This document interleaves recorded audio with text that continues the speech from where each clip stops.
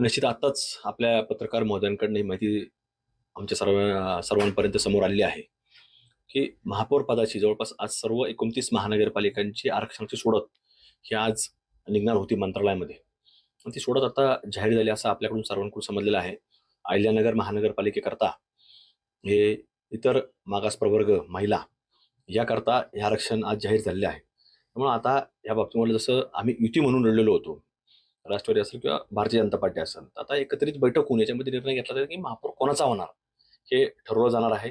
आणि त्याच्यानंतर मग महापौर कोणता होईल याच्यातनं हे देखील पुढे आता ठरणार आहे. त्यामुळे अद्याप कुठल्याही प्रकारे अजून चर्चा झालेली नाही. त्यामुळे पालकमंत्री साहेब असतील किंवा सुविधा असतील किंवा राष्ट्रवादीचे आमचे नेते मंडळी असतील, या सर्वांची चर्चा करूनच पुढचा निर्णय घेतला जाईल. युतीमध्ये राष्ट्रवादी मोठा पक्ष आहे, तसं मग तुमचं पहिले पीएम राहील का?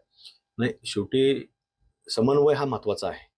कारण की आम्ही सुरुवातीपासूनच अगदी निवडणूक सुरुवातीला सुरू होण्याच्या अगोदरच हे समन्वय राखण्याचा प्रामाणिकपणे प्रयत्न केला. त्याचं फलित देखील आपल्याला पाहायला मिळालं. आणि तशाच प्रकारचा समन्वय हा ह्यामध्ये देखील राखला जाईल.